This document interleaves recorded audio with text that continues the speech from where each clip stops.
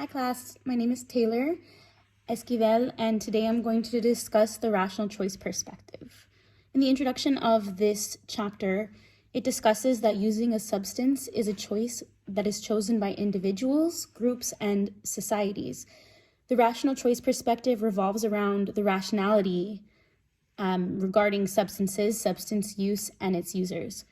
Some of the sources of inspiration for this perspective is based on Cesare Beccaria, who was a criminologist in Italy, and his treatise on Essay on Crimes and Punishments, published in 1764, explored the rationality between maximizing pleasure and minimizing pain.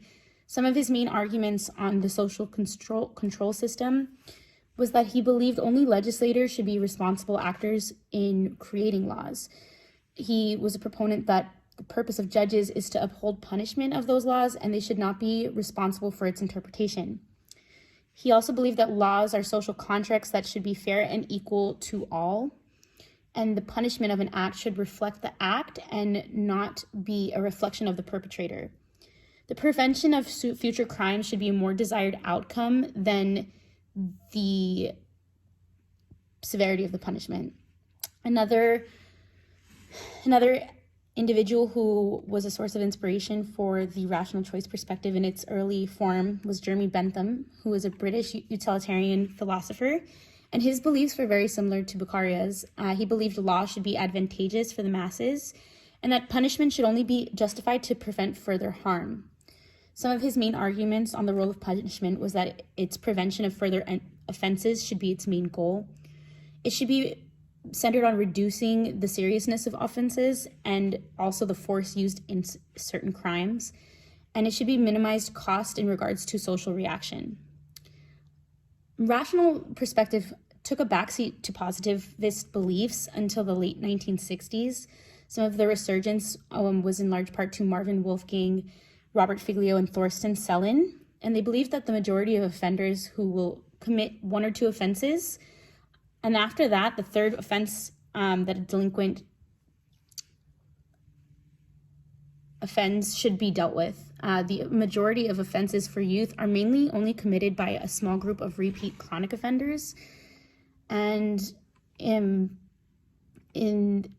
another individual who had a source on the rational choice perspective was James Q. Wilson. And his publication of Thinking About Crime served as a revival for those classical views that were instilled by Bentham and Beccaria.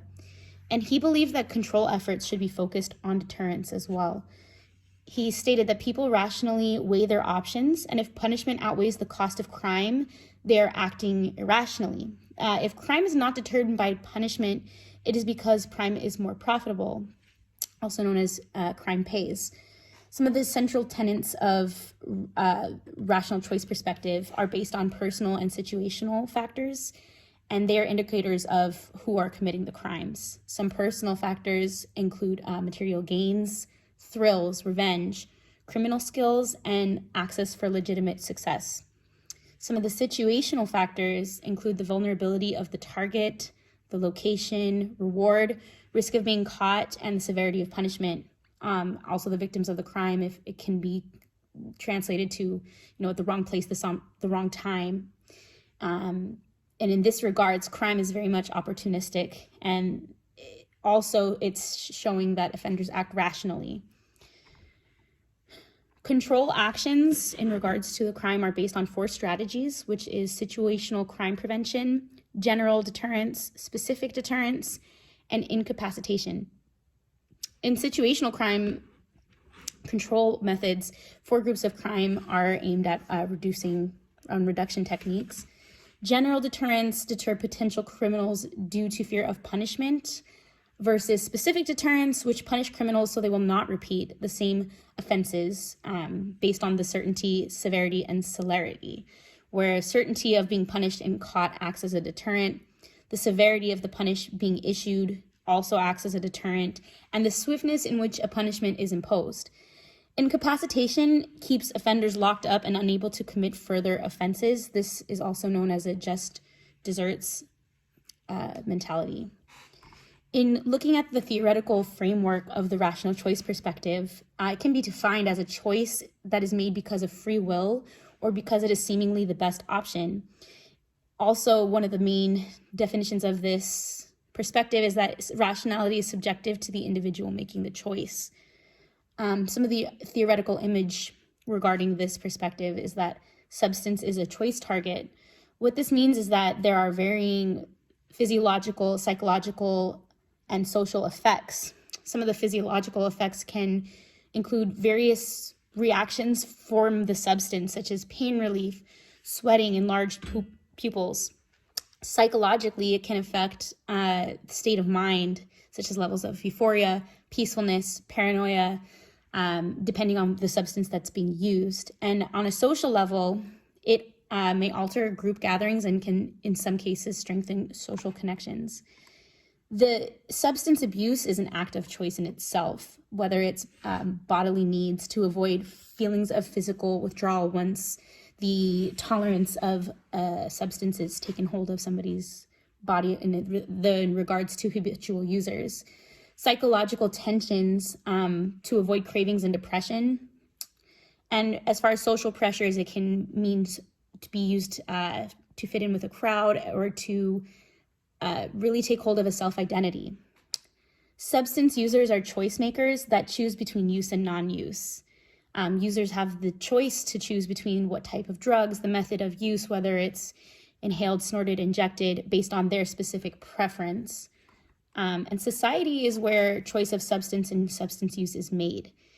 In society's role, it defines the inventory of substances, medicinal value, the addictive nature of a drug, and the legality. And society classifies conceptually whether it's to prepare for production in a legal regard or to police the substance. And this is kind of where we see how it's subjective in the sense of, if you look at the illicit drug of heroin, for example, and how even if you look at the properties of the drug, it's very similar to the legal structure of, let's say, OxyContin. And in that regard, it's society that's making the definition, not necessarily the natural biochemical properties of the drug. And society deals with varying ranges of use at any given time. In some ways, substances can be used in a positive image. If you think of alcohol for gatherings or celebrations, family events, it also can prohibit its use in regards to hard drugs, which are regulated by the law. Many users at any given time can exist within society, and their status can depend on the drug. Like I said, going back to the heroin example, heroin is definitely frowned upon where in society's norms, but something such as OxyContin or prescribed medication has less of a stigma. And going back to the rationality regarding the social choice, it can be determined through knowledge, tradition, custom, sentiment, and social system. When looking at the theoretical components, one of them, in regards to the rational choice perspective, is seeing the human body as a selective entity. So in this component, biochemical systems within our bodies, how we regulate things, can accept or reject what is being ministered within. It's not just a cookie cutter approach. Everybody can handle substances differently. The body also creates tolerances to the substance and can react with withdrawal symptoms when it does not have that specific substance.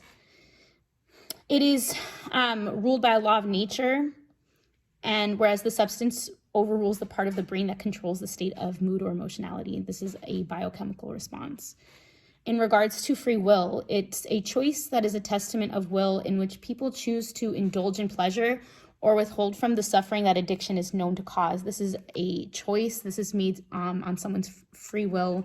It's not something that is being forced or coerced upon an individual.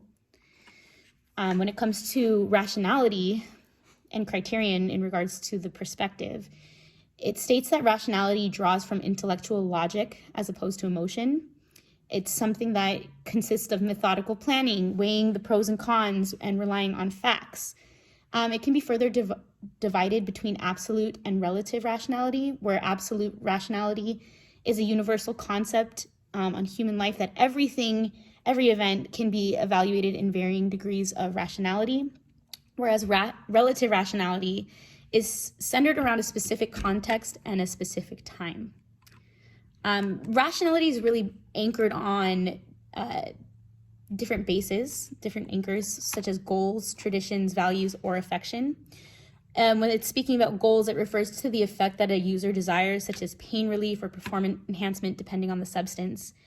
In regards to tradition, it's based on family, let's say like a family that uses, or something ancestrally that is passed down throughout the generations, and it's traditionally created or used to create a kinship, which is similar to value-based rationality, which centers on norms and beliefs, distinguishing between non-use or use. And affection is based on emotional needs or instinctual primal urges. When it comes to social influence, it's based on sources, forms, and intensity. Some of those sources are tradition, custom, law, peer, or fashion. And going back to the tradition, it's something that's established in community or culture. For example, drinking during the Super Bowl or holidays to respect the tradition. Similar to tradition is custom. It's behavior or activities that are customary and socially acceptable, such as college students binge drinking. That's something that we've seen portrayed in the media, or maybe have experienced on college campus, that is considered a customary rite of passage. The law also provides classification between illicit and licit substances, where licit substances are used more and are more socially acceptable, such as alcohol, and in some cases even prescribed medication. Peer influences as it relates to similarities in age, race, job, or social status, and the substances that are appropriate in the eyes of their peers and their social group. It's something that, whether it's peer pressure or something that is, again, socially acceptable within the group itself. And when it comes to fashion, it can be like a certain trend in society based on time and place. An example can be how it was fashionable for young adults to indulge in cocaine during the 70s or 80s, or the club scene, things like that. Some of the forms that it takes is the general environment or a specific situation. So the general environment is influenced by media, laws, ideologies, and communities, where in specific social settings, it varies whether individuals gather for certain activities such as sports or recreation. It's a specific event. And intensity varies among strong, moderate, and weak, depending on the source and form, or the combinations of multiple factors. It also goes on to discuss the rationality under addiction. So it states that different types of users are either novice, casual users, or habitual users, whereas the different states of using include habituation, addiction, and furthering dependency. When looking at rationality as a changing condition with no universal standard, you see the person's inability to stop substance use during which their use intensifies. It can be attributed to the biochemical changes occurring due to the substance. While the choices that an addict makes are questionable, they can feel very much that they are making decisions based on intelligence and rationality as it pertains to keeping up with their habit. So somebody who's in their addiction and making questionable choices, such as, stealing or doing things to promote their habit, in their mind, they're seeing it as a rational decision because their addiction is the most important thing to them in the moment. But the rationality tends to deteriorate as addiction takes complete control and their decisions become less and less rational. Some of the ways to apply the theory can be seen in the abstract and concrete. Substance, in the abstract sense, substance is a part of nature or naturally recurring resources, where the substance use or the abuse of a substance is a human act. And the people who are using are the living agents who utilize free will to make these choices. In the concrete sense, substance is an object that can invigorate all five senses. You can feel it, you can touch it, you can see it. And that's some of the ways that you can apply the theory. When it comes to empirical tests, Some of the tests that can be done when studying the rational choice perspective are case studies that center around the different substances, uses, the users, the groups, and the societies. And other forms of empirical tests include survey research and experimental studies. When it comes to policy implications and looking at public health, some of the issues that come up, especially in treatment, consist of medical professionals attempting to bring back the habitual users to a state of normalcy through intervention, when oftentimes it may be necessary for this to be reached by its own nature or its own accord. In other words, there's a saying that say you can't make anyone change if they don't want to, so you can provide all the resources, but sometimes the addict needs to go through its natural course to get to that state of equilibrium, and sometimes that can't be done within treatment. And when looking at prevention, prevention needs to be geared more towards understanding that oftentimes health educators, social workers, therapists, etc., have a difficult time relating to their clients unless they have been through similar experiences themselves. Therefore, sometimes even in the attempt of prevention, they create a distance from their clients. When it comes to social control, there are two different approaches. One is non-reflective, which sees users as making rational choices where they believe that social control measures will have an impact. And a different approach is the reflective response, which it really picks apart the entire operation of the effectiveness and the social control policies that have been in place, such as the war on drugs. Is that really the best approach for dealing with substance users? And substance abusers really deal with a lot of shame and condemnation from forces within the communal settings, and therefore loved ones can have a significant impact in a user's journey. Overall, the rational choice perspective really drives home that people act on their own free will, and that it really breaks down the rationality surrounding substance use, and users. Thank you.